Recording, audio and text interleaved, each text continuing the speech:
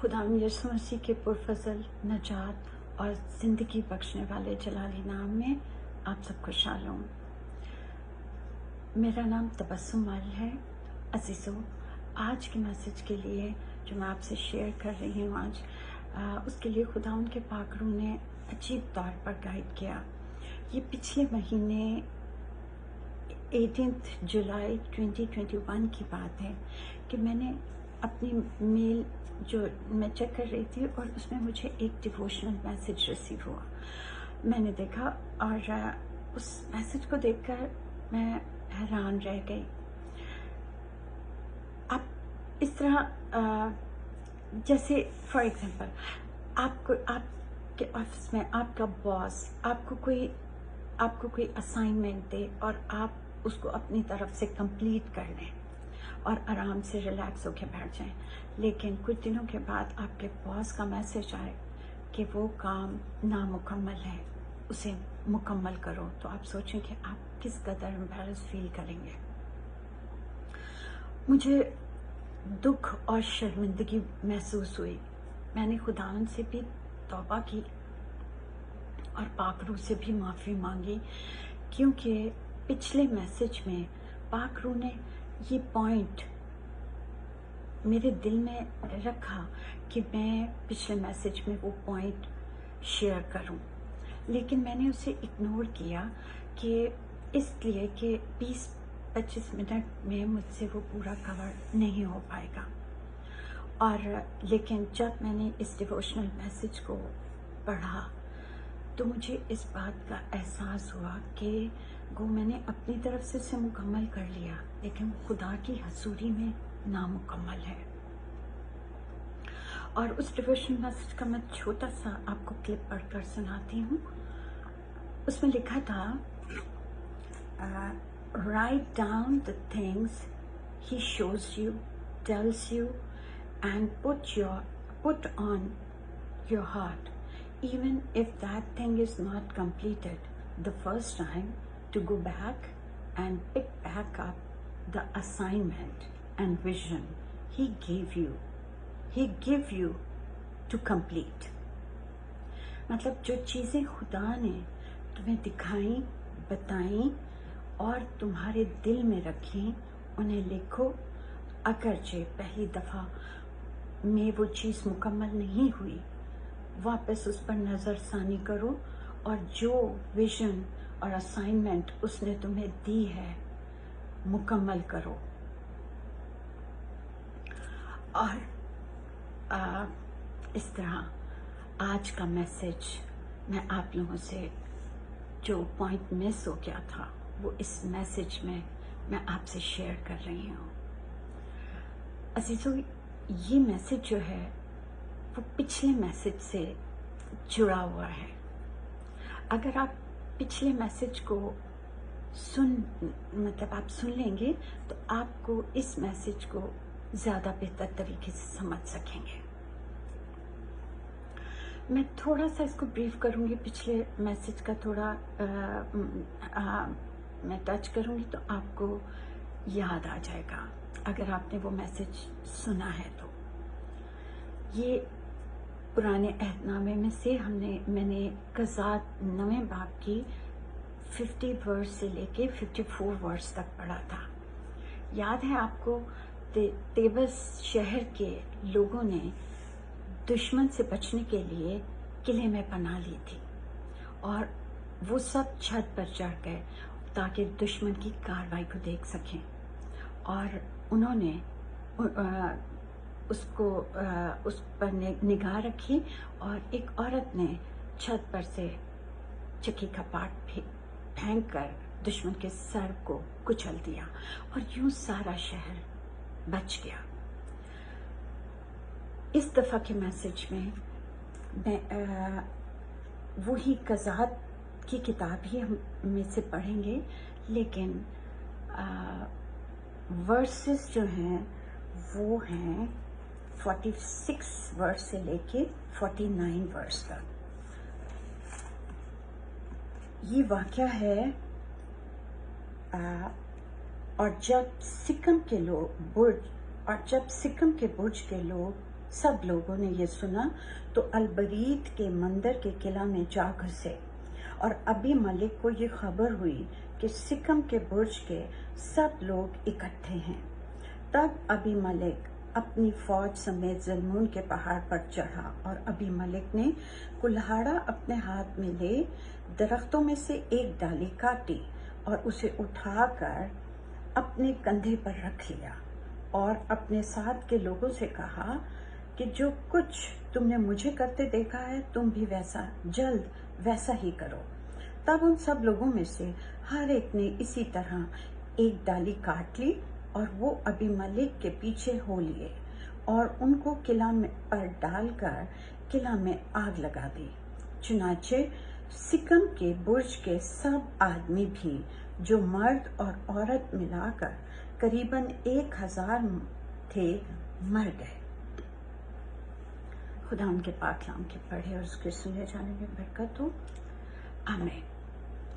अब अजीजों, हमने इस वाक़े से जाना कि दुश्मन ने तेबस शहर को फतह करने से पहले सिकम, जो कि एक बड़ा शहर था, उसको पहले फतह कर लिया था। सिकम के लोगों ने दुश्मन से यानी अबी मलिक से बचने के लिए किले में पनाह ली, लेकिन किले में दुश्मन ने आग लगा दी और यूं 1000 के लोग, तकरीबन 1000 लोग किले में जलकर मर गए। अब हमने तेबस के किले के लोगों के बारे में और सिकम के लोगों के बारे में जो चीज़ें उन दोनों शहरों के लोगों में एक जैसी थी, हम उनसे कंपैरिजन करेंगे। पहली वो बातें जो दोनों शहर के लोगों में मुश्तरक थी। पहली बात कि दोनों शहर के लोगों ने दुश्मन से पनाह के लिए किले में पनाह ली। दूसरी कि दोनों शहरों के लोगों ने किले के दरवाजे को दुश्मन पर बंद कर दिया। तीसरी बात कि दोनों शहर के लोगों का दुश्मन एक ही था, यानी अबी मलिक। अब वो बातें जो दोनों शहर में मुख्तलिफ थीं। पहली बात कि सिकम के जो लोग थे, उन्होंने जिस किले में पनाह ली उसके अंदर मंदिर मौजूद था, और यबस के जो लोग थे उनके किले में मंदिर मौजूद नहीं था। फिर दूसरा पॉइंट कि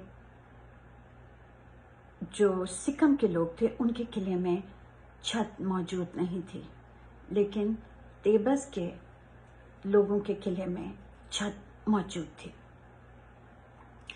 अजीजों, खुदा का रूह हमें सिकम और तेबस के लोगों के वसीला से सिखा रहा है, समझा रहा है कि हम किस तरह से अपने आप को और अपने घरानों को अपने खुदा में और उसकी कुदरत के ज़ोर में मजबूत करते हुए किस तरह से रूहानी और जिस्मानी तौर पर दुश्मन पर गालिब आ सकते हैं।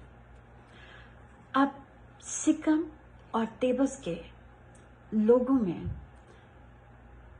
एक बात हम जानते हैं कि मुश्तरक थी, ये बात कि उन दोनों शहर के लोगों ने किले में पनाह ली।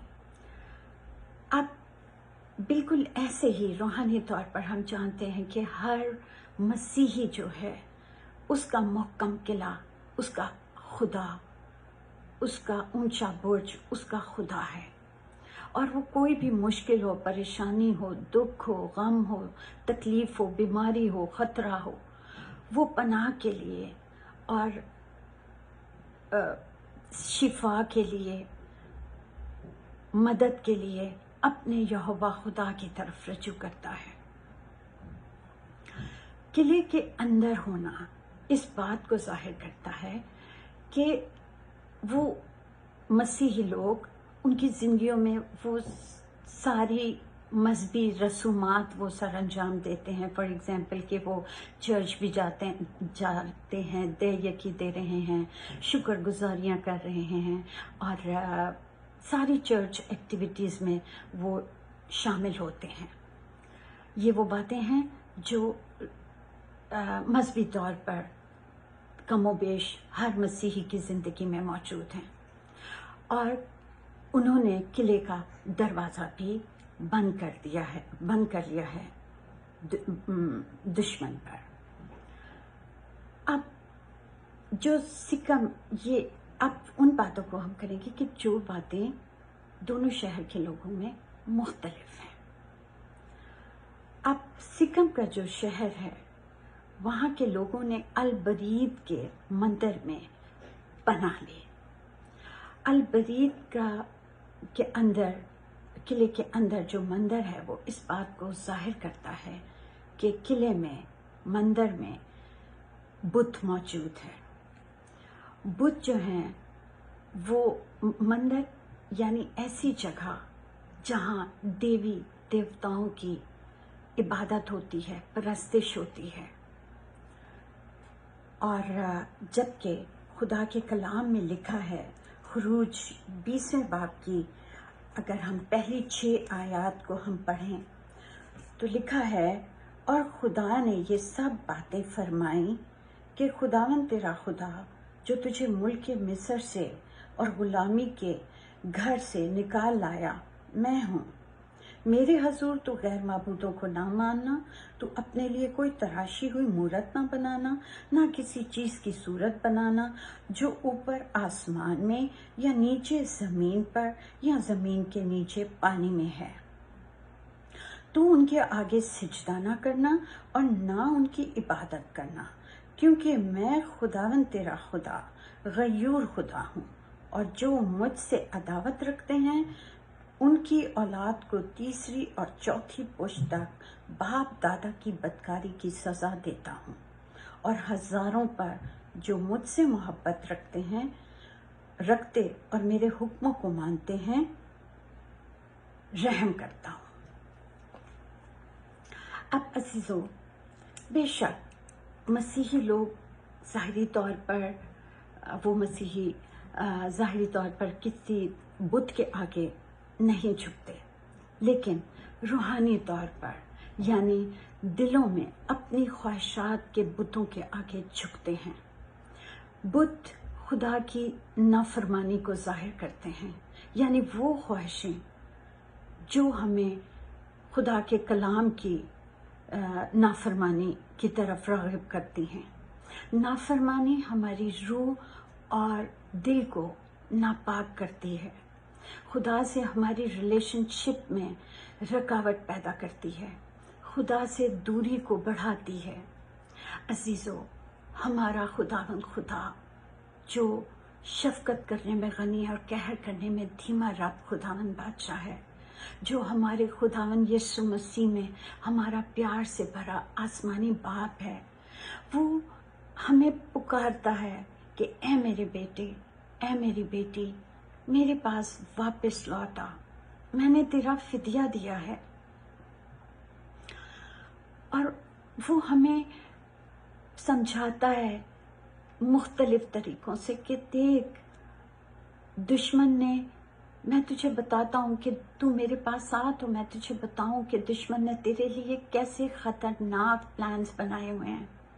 میرے پاس آ، میں تجھے سکھاؤں کہ اس اختیار کو جو میرے فرزند ہونے کے باعث تجھے حاصل ہے، تجھے اس اختیار کو کس طرح استعمال کرنا ہے تاکہ تو دشمن پر غالب آئے. لیکن عزیزو، ہماری خواہشوں کے بت ہمارے اور ہمارے خدا کے درمیان دیوار کھڑی کر دیتے ہیں، اور گناہ دلوں کو، کلام میں لکھا ہے گناہ جو ہے دل کو سخت کر دیتا ہے. نافرمانی کی ناپاکی ہماری روح کو اور دل کو اور اندھا اور بہرا بنا دیتی ہے روح کو، اور ہم آہستہ آہستہ خدا کے پاک روح کی آواز کو سننے کے قابل نہیں رہتے، نہ اپنے خدا سے کے دیدار کے طلبگار رہتے ہیں۔ جس خدا کے پاک روح کو خدا نے ہمارے لیے الہی مددگار بنا کر بھیجا، ہم اس کو اپنی نافرمانی سے رنجیدہ کرتے رہتے ہیں، اور یوں ہمارے خدا سے رابطہ کمزور پڑتا جاتا ہے، اور اتنا ہی زیادہ گناہ سے کمپرومائز ہماری زندگیوں میں بڑھتا جاتا ہے۔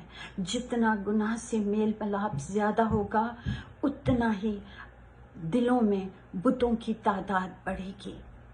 اور آپ کو یاد ہے ابی ملک، اس نے درختوں میں سے ڈالی کاٹی اور قلعے کی طرف بڑھتے ہوئے اپنے ساتھیوں کو حکم دیا کہ جیسے میں نے کیا ہے تم بھی ویسا ہی کرو۔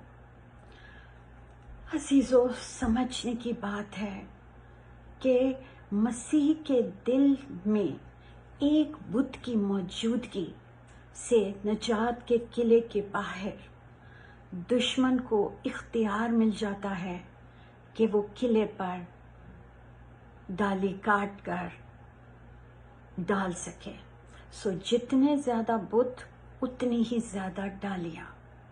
جیسے سکم کے لوگوں کو قلعے کے اندر پتہ ہی نہیں پڑا، پتہ ہی نہیں چلا کہ باہر دشمن اپنے ساتھیوں سے ڈالی کٹوا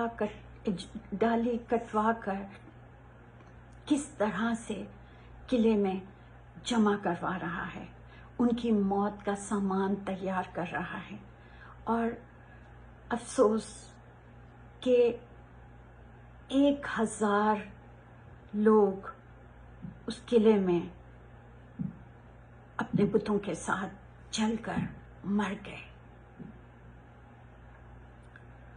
اور تیبس کے جو لوگ تھے انہوں نے سکم کے لوگوں سے یہ بات سیکھ لی تھی، یہ سبق سیکھ لیا تھا کہ دشمن کو قلعے کے قریب نہیں آنے دینا۔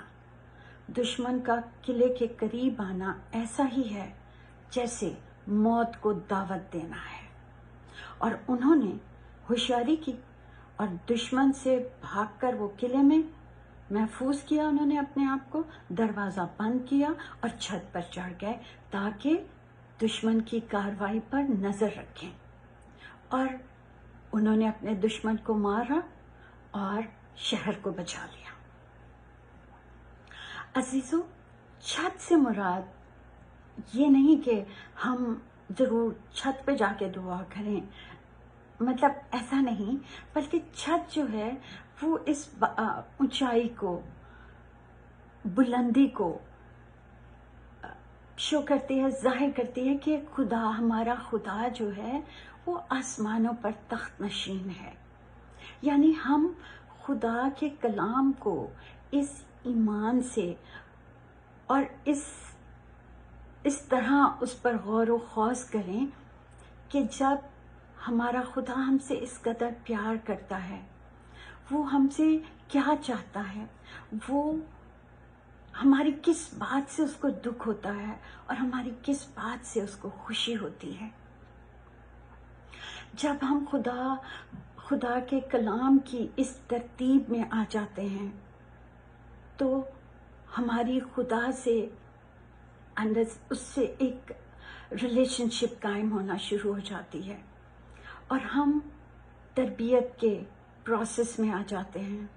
اور یوں خدا کے کلام میں جو لکھا ہے مکاشفہ پہلے باب کی 3 آیت میں کہ اس نبوت کی کتاب کا پڑھنے والا اور اس کے سننے والے اور جو کچھ اس کتاب میں لکھا ہے اس پر عمل کرنے والے مبارک ہیں، کیونکہ وقت نزدیک ہے۔ یاد ہے آپ کو عزیزو، خواب میں خداوند نے دکھایا تھا، پچھلے میسج میں یہ بات ہم نے شیئر کی تھی، خواب میں خداوند نے دکھایا تھا کہ اعلیٰ حکومتی لوگ کٹے ہوئے دیودار کے درختوں کو بڑے آرام سے ہاتھوں میں لیے ہوئے اس گراسی گراؤنڈ کے ایک سرے سے دوسرے سرے کی جانب بڑھ رہے ہیں۔ عزیزو، خدا کا روح ہمیں بار بار آگاہی دے رہا ہے، سمجھا رہا ہے، ہوشیار ہو جاؤ۔ بے شک حکومتی سطح پر خدا کے احکامات کی نافرمانی کے وجہ سے جو قہر کے دن ہیں اور جو مزید آئیں گے، اور خود اپنی ذاتی نافرمانیوں کے باعث جو آفتیں آ سکتی ہیں، خدا کا روح ہمیں سمجھا رہا ہے کہ ابھی وقت ہے کہ توبہ کر کے ہم تائب زندگی گزاریں، اپنی خواہشات کے بتوں کے آگے جھکنا چھوڑ دیں، ان سے کھیلنا بند کر دیں۔ جتنا زیادہ بتوں کے ساتھ وقت گزاریں گے اتنا ہی زیادہ ہماری روح کی ہلاکت کا ایندھن بڑھتا جائے گا۔ ہمیں بہت زیادہ حساس ہونے کی ضرورت ہے۔ یہ حقیقت ہے کہ یہ حقیقت بہت خطرناک ہے کہ شیطان جو ہے وہ کلام پاک کو بہت جانتا ہے، لیکن اس پر عمل نہیں کرتا، جس کی وجہ سے وہ ایک مقرب فرشتے سے شیطان بن گیا۔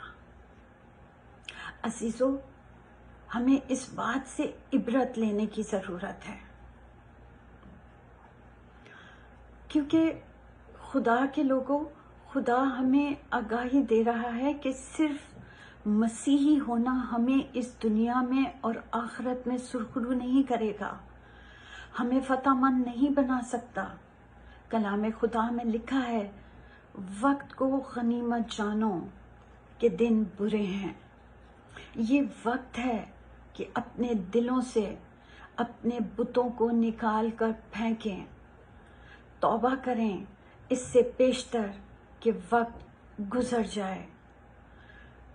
اپنے دلوں کو خدا کے برے کے لہو سے دھوئیں، پاک کریں اور تائب زندگی گزاریں، تب ہی ہم باعث برکت بن سکتے ہیں، اپنے لیے بھی اور دوسروں کے لیے بھی۔ خدا کے کلام میں لکھا ہے، امثال پہلے باب کی 33ویں آیت میں، خداوند فرماتا ہے، لیکن جو میری سنتا ہے وہ محفوظ ہوگا اور آفت سے نہ ڈر ہو کر اطمینان سے رہے گا۔ آمین۔ عزیزو، میری دعا ہے کہ خدا ہم سب کو سننے والے کان، عمل کرنے والے دل کے ساتھ اس دنیا میں فتح مندی سے جینے کی برکت عطا فرمائے۔ خداوند یسوع مسیح کے نام سے آمین۔ خداوند آپ پر اپنے چہرے کے نور کو جلوہ گر فرمائے۔ آمین۔